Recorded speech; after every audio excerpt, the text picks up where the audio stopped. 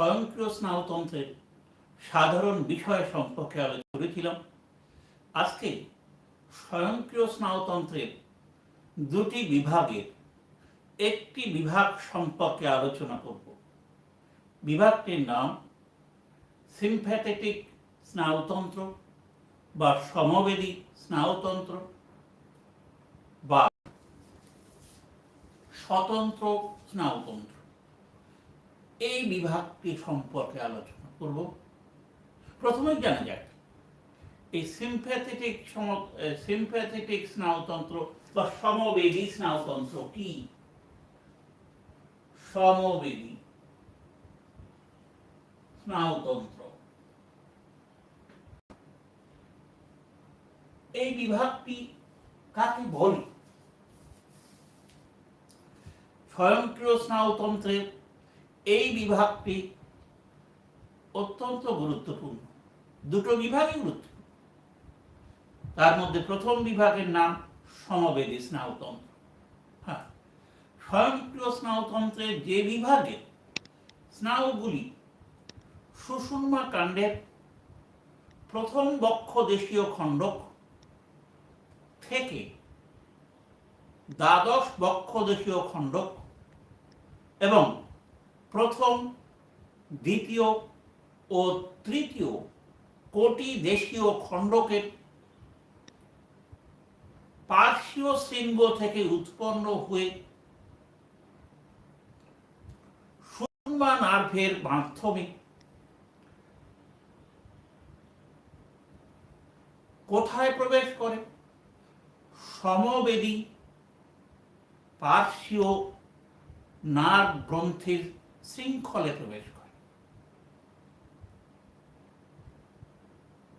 এই জন্যে একে বলা হয় থোরাকো-লাম্বার নার্ভতন্ত্র।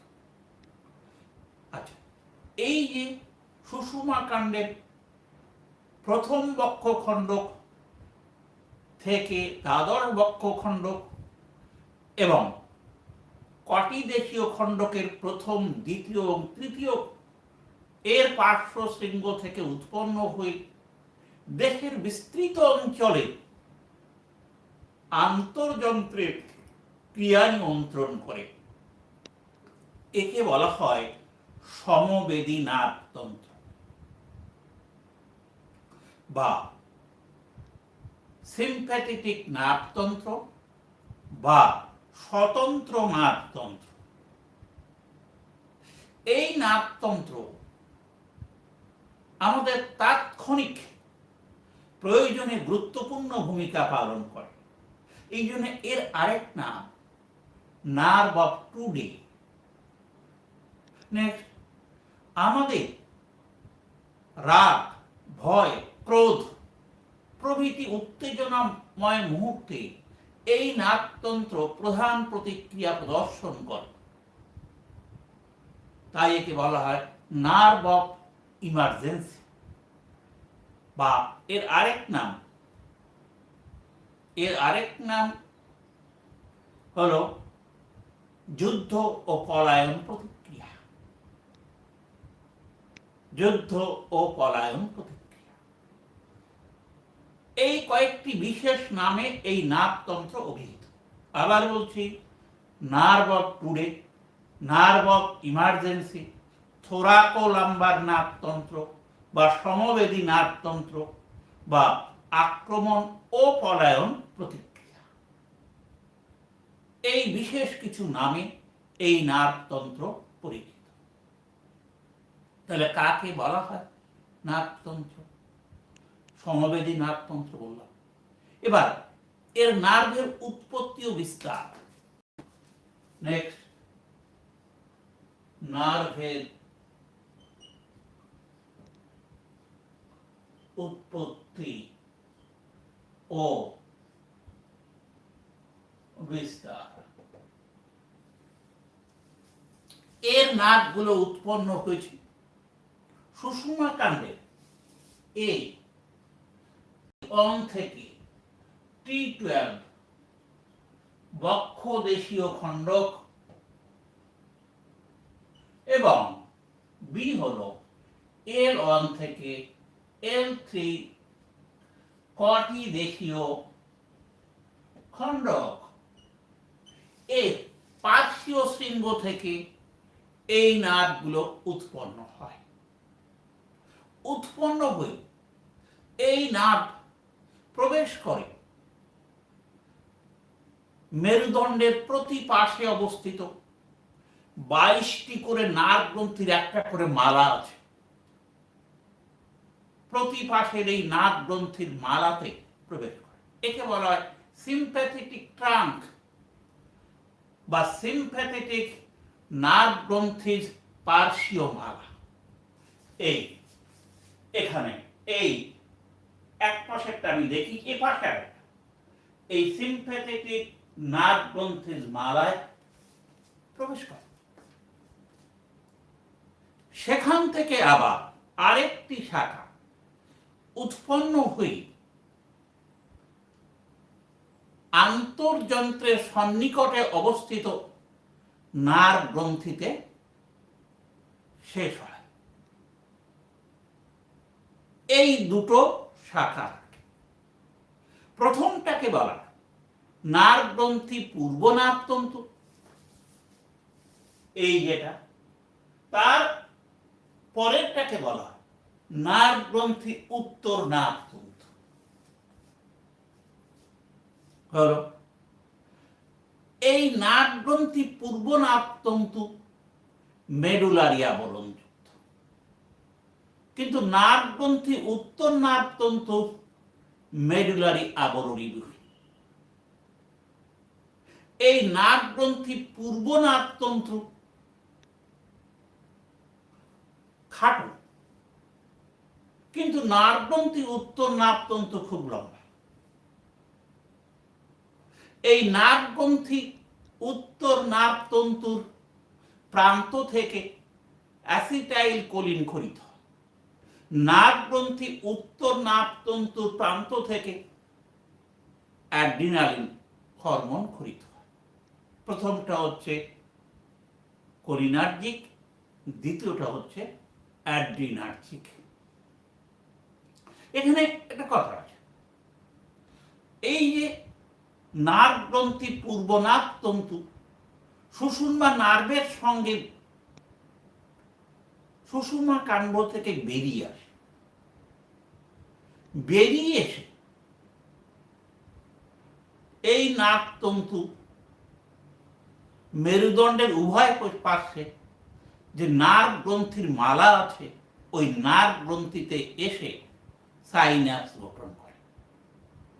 এই যে নার্ভ গ্রন্থি পূর্ব নাভতন্তু, একে বলা হয় হোয়াইট রেমাস বা শ্বেত শাখা।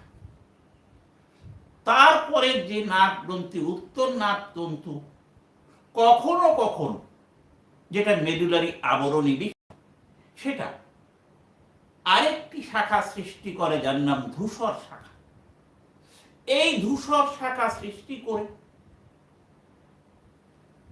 সুষুম্না নার্ভের সঙ্গে সুষুম্না কাণ্ড থেকে বেরিয়ে আসে, তারপর আন্তর্যন্ত্রে প্রবেশ করে। পরের শাখা যেটা, তাকে বলা হয় ধূসর শাখা। কিরকম করে হয় এটা? এই জন্য এছাড়া কখনো কখনো এর কিছু কিছু নাভতন্তু সরাসরি সুষুম্না কাণ্ডের পার্শ্ব শৃঙ্গ থেকে এই নার্ভ গ্রন্থির মালায় বা সমবেদী নার্ভ গ্রন্থির যে ট্রাঙ্ক বা মালায় প্রবেশ না করে সরাসরি সহপার্শ্বীয় গ্রন্থিতে শেষ হয়।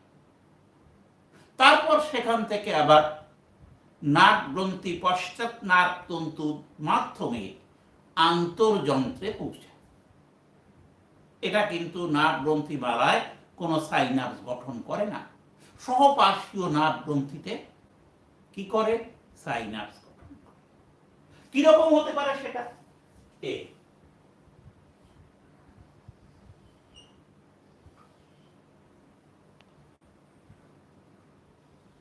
এই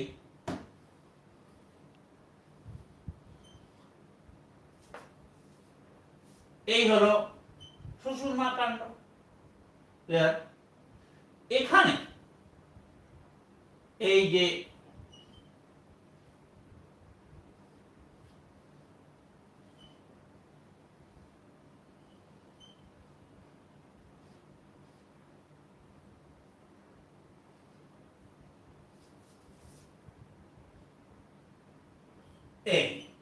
এখান থেকে এই যে পার্শ্বশৃঙ্গ থেকে উৎপন্ন হয়ে এখান থেকে এই অঙ্কমূল দিয়ে বেরিয়ে এই প্রবেশ করে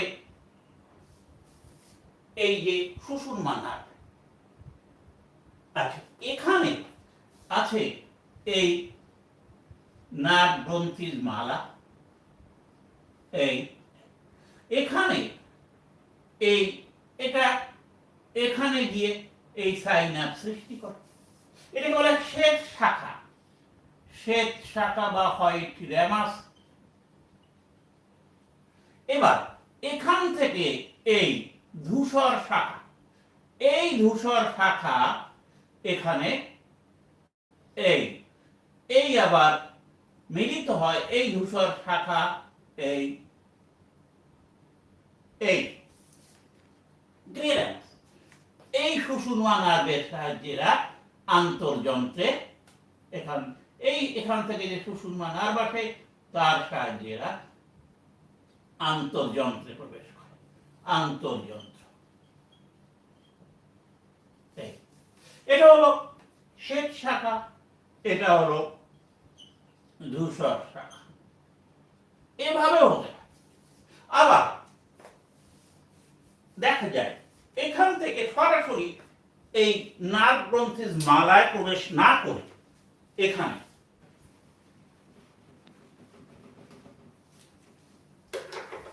এই জায়গা থেকে সরাসরি এই মালায় প্রবেশ না করে সরাসরি এখানে আছে সহপার্শ্বীয় গ্রন্থি।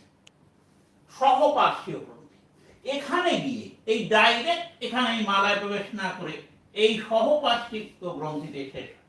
এখান থেকে সাইন্যাপস গঠন করে এই আন্তর্যন্ত্রে প্রবেশ করে। ক্লিয়ার? এটা হচ্ছে সহপার্শ্বীয় গ্রন্থি। সহপার্শ্বীয় গ্রন্থি এভাবে হতে পারে। এখানে কোনো হোয়াইট র্যামাস বা এখানে কোনো গ্রে র্যামাস তৈরি হয়নি, কিন্তু আগেরটাই কিন্তু হোয়াইট র্যামাস গ্রে র্যামাস তৈরি হচ্ছে। এটা সরাসরি সহপার্শ্বীয় গ্রন্থিতে গিয়ে সাইন্যাপস গঠন। আগেরটা কোথায় সাইন্যাপস গঠন করেছিল? ওই মেরুদণ্ডীয় যে গ্রন্থি বা সমপার্শ্বীয় যে ট্রাঙ্ক, তার মধ্যে যে মালার মতো গ্রন্থি আছে তার মধ্যে সাইন্যাপস গঠন করে এভাবে বিস্তার লাভ করে।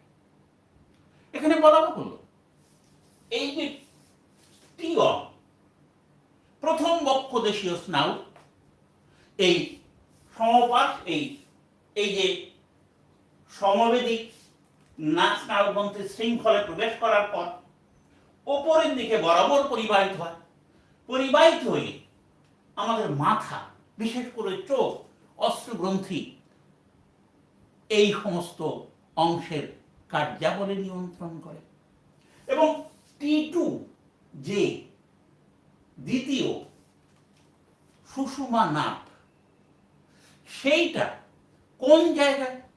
সাধারণত গ্রীবাদেশীয় অঞ্চলে বিস্তৃত হয়। এই যে মধ্যগ্রীবাদেশীয় এবং ঊর্ধ্বগ্রীবাদেশীয়, অধোগ্রীবাদেশীয় অঞ্চলে বিস্তৃত হয়। নেক্সট 3 and 4 সুষুম্না নার্ভ, এটা আমাদের বক্ষদেশীয় অঞ্চলের আন্তর্যন্ত্রে বিস্তৃত হয়। নেক্সট T5 থেকে T11 পর্যন্ত যে সুষুম্না নার্ভ বা এই যে T5 থেকে T11 পর্যন্ত যে সুষুম্না নার্ভ, এরা সাধারণত আমাদের পৌষ্টিক নালীর বিভিন্ন অংশের আন্তর্যন্ত্রে ক্রিয়া করে। নেক্সট T12 এবং L1, L2, L3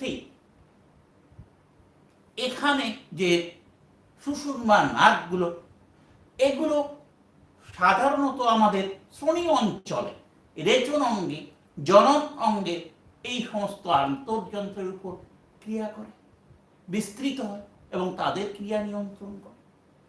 এই হলো এই বিভিন্ন প্রকার নার্ভ এবং উৎপত্তি ও বিস্তার। এরপরে আমরা দেখব নার্ভ গ্রন্থি। ফার্স্ট হলো কাকে বলে, এদের নার্ভের উৎপত্তি এবং বিস্তার। থার্ড হলো আমাদের আলোচনার বিষয় নার্ভ গ্রন্থি।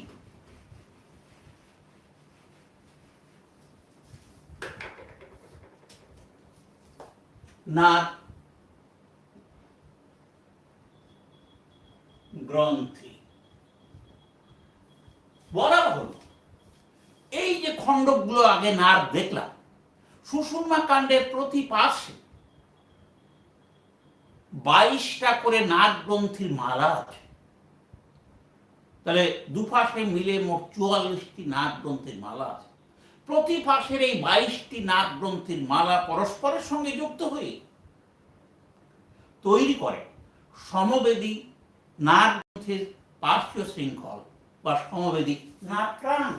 এই এরা পরস্পর নার্ভ তন্তুর মাধ্যমে পরস্পরের সঙ্গে যুক্ত হয়। এই নার্ভ গ্রন্থির মালায় নার্ভ গ্রন্থি আছে। এগুলোকে বলা হয় কি কি নার্ভ গ্রন্থি? এই প্রথমে আছে এই নার্ভ গ্রন্থির মালায় এই যে গ্রীবাদেশীয় নার্ভ গ্রন্থি, গ্রীবাদেশীয় নার্ভ গ্রন্থি। এই গ্রীবাদেশীয় নার্ভ গ্রন্থিতে 8টি নার্ভ গ্রন্থি থাকে, কিন্তু তারা মিলিত হয়ে 3টি বড় নার্ভ গ্রন্থি সৃষ্টি করে। কি? গ্রীবাদেশীয় ঊর্ধ্ব নার্ভ গ্রন্থি, গ্রীবাদেশীয় মধ্য নার্ভ গ্রন্থি, গ্রীবাদেশীয় নিম্ন নার্ভ গ্রন্থি। গ্রীবাদেশীয় ঊর্ধ্ব, মধ্য, অধো বা নিম্ন নার্ভ গ্রন্থি, এই 3টে গ্রীবাদেশীয় নার্ভ গ্রন্থি সৃষ্টি করে। Next B. এবার স্টিলেট নার্ভ গ্রন্থি। স্টিলেট নার্ভ গ্রন্থি, এখানে প্রথম অনেক সময় দেখা যায়, এটা সব সময় থাকে না, অনেক সময় দেখা যায় যে প্রথম গ্রীবাদেশীয় নার্ভ গ্রন্থির সঙ্গে এই প্রথম বললাম নিম্ন গ্রীবাদেশীয় নার্ভ গ্রন্থির সঙ্গে প্রথম বক্ষদেশীয় নার্ভ গ্রন্থি এটা মিলিত হয়ে এই যে অধো বা নিম্ন দেশীয় নার্ভ গ্রন্থি এবং প্রথম বক্ষদেশীয় নার্ভ গ্রন্থি এটা মিলিত হয়ে অনেক সময় তৈরি করে এই স্টিলেট নার্ভ গ্রন্থি। সবসময় এটা থাকে না। Next number C. নেক্সট এটাকে বলা হয়, এই যে নার্ভ গ্রন্থি এই বিভাগটি হলো বড় হাতেরই মেরুদণ্ডীয় নার্ভ গ্রন্থি। মেরুদণ্ডীয় নার্ভ গ্রন্থি বা প্যারাভার্টিব্রাল নার্ভ গ্রন্থি। এর প্রথমটা হচ্ছে গ্রীবাদেশীয় নার্ভ গ্রন্থি, তার মধ্যে 3টে স্টিলেট নার্ভ গ্রন্থি একটা, আর সি হলো এই যে বক্ষদেশীয় নার্ভ গ্রন্থি। বক্ষদেশীয় নার্ভ গ্রন্থি এটা প্রায় থাকে 10 থেকে 12টি। নেক্সট হলো কটিদেশীয় নার্ভ গ্রন্থি। এটা থাকে 4টে। নেক্সট ই হলো শ্রোণীদেশীয় নাট গ্রন্থি এর সংখ্যা 4 থেকে 5টি। এরা সকলে হলো মেরুদণ্ডীয় নাট গ্রন্থি। এই মেরুদণ্ডের পাশেই থাকে, তাই একে বলা হয় মেরুদণ্ডীয় নাট গ্রন্থি বা প্যারাভার্টিব্রাল নাট গ্রন্থি। এবার তারপরে কিছু নাট গ্রন্থি আছে মেরুদণ্ডীয় নাট গ্রন্থি থেকে দূরে, বক্ষ বা উদর অঞ্চলে আন্তর্যন্ত্রে, বিশেষ করে রক্তবাহের উপরে থাকে, তাকে বলা হয় বি, তার নাম হচ্ছে প্রিভার্টিব্রাল নাট গ্রন্থি। বি প্রিভার্টিব্রাল নাট গ্রন্থি বা সহপার্শ্বীয় নাট গ্রন্থি। বি প্রিভার্টিব্রাল নার্ভ গ্রন্থি। প্রিভার্টিব্রাল নার্ভ, এটা দূর এখানে। এর প্রথমটার নাম হলো এ সিলিয়াক নার্ভ গ্রন্থি। সিলিয়াক নার্ভ গ্রন্থি। এই গ্রন্থি থেকে উৎপন্ন নার্ভগুলো যকৃৎ, পাকস্থলী, ক্ষুদ্রান্তর, অ্যাডিনাল গ্রন্থিতে প্রভাব বিস্তার করে। নেক্সট ঊর্ধ্ব মেসেন্টেরিক। ঊর্ধ্ব মেসেন্ট্রিক নার্ভ গ্রন্থি, এটা সাধারণত এই কোলন এর উপর প্রভাব বিস্তার করে। নেক্সট অধো মেসেন্ট্রিক নার্ভ গ্রন্থি। অধো মেসেন্টেরিক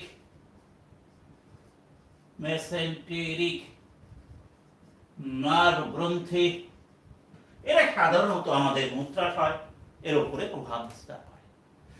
এই হলো প্রিভার্টিব্রাল। আরেক প্রকার নার্ভ গ্রন্থি আছে টার্মিনাল বা প্রান্তীয় নার্ভ গ্রন্থি। এগুলো সাধারণত আন্তর্যন্ত্রের সন্নিকটে থাকে এবং আন্তর্যন্ত্রের উপর প্রভাব বিস্তার করে। এই হলো নার্ভ গ্রন্থি। তাহলে এর থেকে এই জিনিসটা কি, এর নার্ভের উৎপত্তি বিস্তার বলেছি, তারপরে আমরা বলেছি এতে থাকা নার্ভ গ্রন্থিগুলো কি এবং কোথায় থাকে। এবার আমরা দেখব এই সমবেদী নাটতন্ত্রের কাজ কি। সমবেদী নাটতন্ত্র মূলত যে সমস্ত কাজের সঙ্গে জড়িত, তার মধ্যে এক, আমাদের প্রথম এটা যেটা করে তারারন্ধ্রের প্রসারণ ঘটায়। তারারন্ধ্রের প্রসারণ, তারারন্ধ্রের প্রসারণ। নেক্সট সিলিয়ারি বডির শিথিলতা। সিলিয়ারি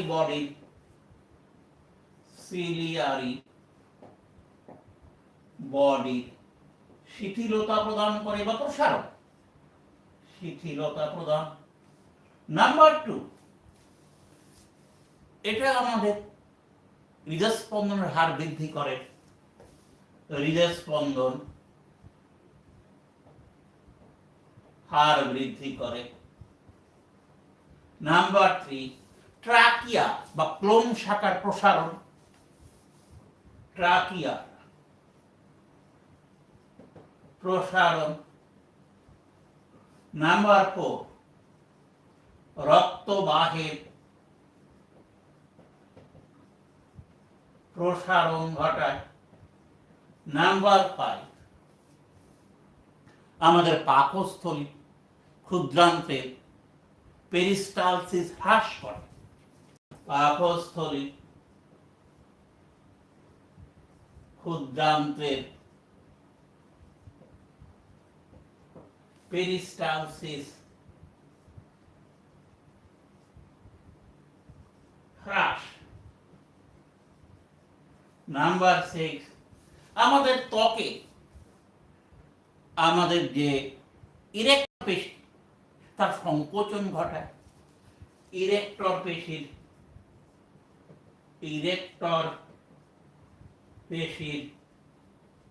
সংকোচন। নেক্সট নাম্বার 7, ঘর্ম ক্ষরণ বৃদ্ধি করে। নাম্বার 8, ধর্মক্ষরণ বৃদ্ধি করার পরে সে আমাদের লালা গ্রন্থির ক্ষরণ হ্রাস করে। লালা গ্রন্থি অগ্নাশয়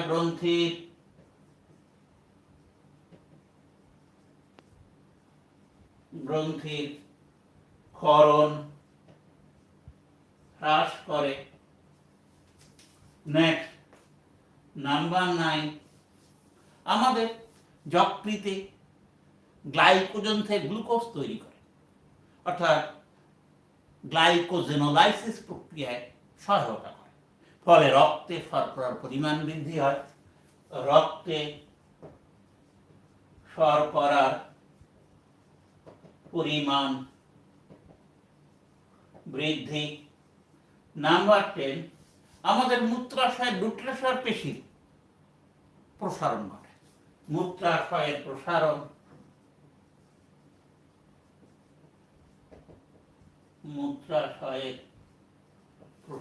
ঘটে। এই আমি পুরো চিত্রটা এঁকেছি, কোন কোন অঙ্গে কি প্রভাব বিস্তার এবং এদের কাজ। অর্থাৎ এটা হচ্ছে সমবেদী স্নায়ুতন্ত্রের